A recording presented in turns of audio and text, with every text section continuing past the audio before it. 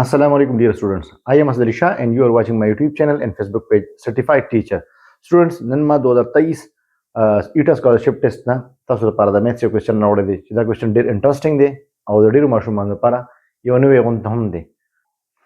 ډیر سټوډنټس کوېسچن طرف ته ځم خو کوېسچن ته تلو نه مخکې تاسو ته عرض دی که تاسو زما یوټیوب چینل نه سبسکرایب کړی نو زما یوټیوب چینل او زما فیسبوک پیج سرټیفاید ټیچر سبسکرایب کړئ او فالو کړئ او بیل آیکن ځان ته ووایئ او دلته کې په فیسبوک کې ځان ته نوټیفیکیشن آن کړئ تاسو ته نوټیفیکیشن په ټایم ملاویږي.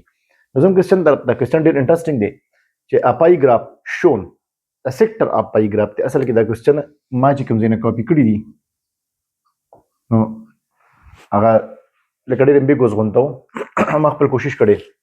A sector of pie graph shown as 120 degree of the students are going to the school. اوس پای ګراف څنګه وي؟ پای ګراف زموږ سره سرکولر یو ګراف دی ټیک شو. په دې کې ټوټل 360 ډیګریز دي 360 ډیګریز لکه انګل یو سرکل په حساب سره او په دې باندې یو شي مونږ ډسټریبیوشن کوو چې دا یو شی په مختلفو ځایونو کې څنګه څونه پرسنټ دی. نو د سټوډنټس دی نمبر اف سټوډنټس نو دی وایي چې 120 degree of the students are going to the school by bus.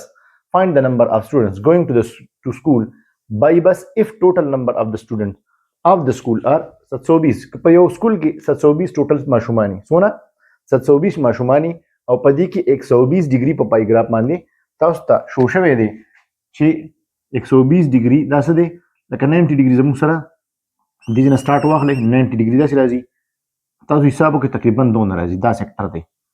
دا 120 ډیګري چې موږ ته شو کوي دا د 720 ماشومانو دا حصہ دا په بس کې ځي. نو دوی وایي چې دا څونه ماشومان بس کې ځي.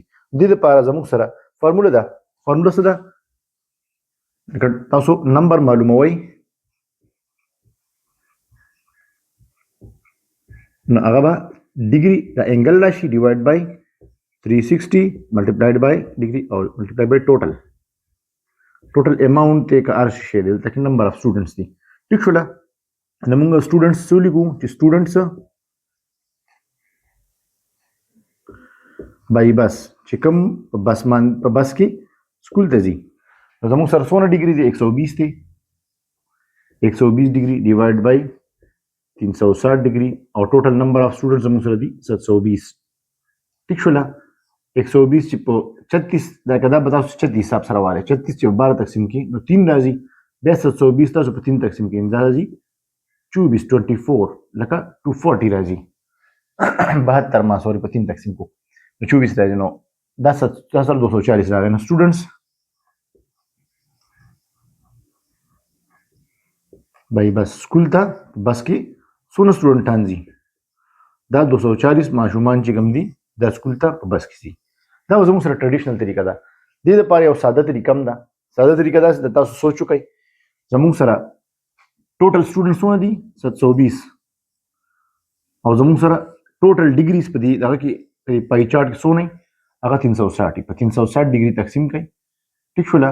دا به تاسو سره راشي په یو ډیګري کې به تاسو سره 2 سټوډنټ راشي 1 ډیګري کې 2 سټوډنټس ټیک شو. نو چې 120 ډیګري شو نو دلته به 120 ملټیپلایډ به څه شي 2 شي نو 240 سټوډنټس تاسو سره راغله په 120 ډیګري کې څونه سټوډنټس راغله 240. دا ایزي طریقه ده. تاسو د کوېسچن ته وګورئ ځان پې پوه هم کړئ. دا شان کوېسچن یې که چا سره وي ما ته په کمنټ کې پوسټ کړئ چې زه تاسو ته سالو کړم په اسانه طریقه باندې تاسو کوئ او دا ماشومان انشاءالله په دې ایټا ټیسټ کې کامیاب وګرځي. د ویډیو کتلو ډیره مننه. انشاءالله نیکسټ ویډیو سره به ډېر زر حاضرېږم تر هغې پورې ما ته اجازت راکړئ. د الله په امان.